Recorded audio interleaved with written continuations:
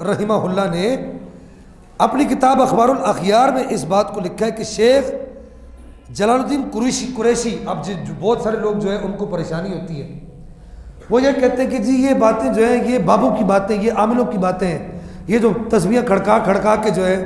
اچھا، ہمیں اہل سنت کو یہ بھی یاد رکھے، میں صرف ایک جملہ ایک بات کر کے آگے نکلوں گا،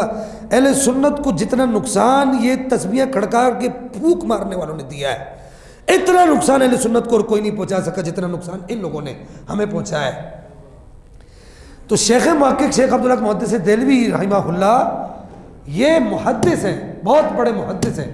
اور پاکستان ہندوستان میں جو علم حدیث ہے جس پر آج جو ہے وہ وہابیہ بھی دندناتے پھرتے ہیں، دایا بنا بھی دندناتے پھرتے ہیں، اور ہر کوئی جو اولیاء کا دشمن ہے وہ آپ کو دندناتا پھرے گا، پھرتا وہ نظر آئے گا اور وہ کہے گا لے یہ تو بابو کی بات ہے، یہ تو بابو کی بات ہے۔ تو یہ شیخ عبدالحق محدث دہلوی ہے جس پر پاک و ہند کے پورے علم حدیث کا مدار ہے، یہ ان کی کتاب ہے اخبار الاخیار۔ اس کے اندر یہ ایک بڑی عجیب بات نقل کرتے ہیں کہ یہ جو اللہ کے ولی گزرے شیخ جلال الدین قریشی، ان کے سامنے ایک دن کیمیا کا ذکر کیا گیا۔ کیمیا کس کو کہتے ہیں؟ یہ ایک مخصوص نسخہ ہوتا ہے جس کے ساتھ تانبے کو لوہا بنایا جاتا ہے، ایک مخصوص قسم کا وہ تانبے کو سونا بنایا جاتا ہے، سونا بناتے ہوئے ایک مخصوص قسم کا وہ آئیڈیا اپنایا جاتا ہے، وہ ایک نسخہ کیا جاتا ہے، تو وہ تانبا کیا ہوتا ہے وہ سونا بن جاتا ہے، لوہا کیا ہوتا ہے سونا بن جاتا ہے۔ تو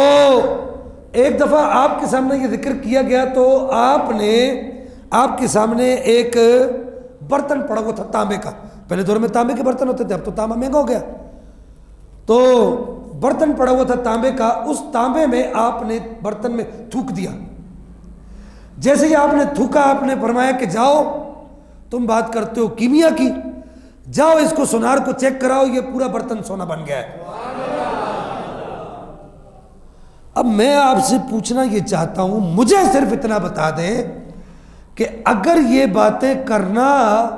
جو ہے صرف عاملوں کا کام ہے، اگر آپ کہتے ہیں جی بابوں کی باتیں بابوں کی باتیں بابوں کی باتیں، اگر یہ بابوں کی باتیں ہیں تو پھر آپ یہ کیا کہیں گے شیخ عبدالحق محدث دہلوی رضی اللہ عنہ وردہ عنہ کو، کہ جن پر پاک و ہند کے پورے علم حدیث کی بنیاد ہے، پورے علم حدیث کی بنیاد ہے،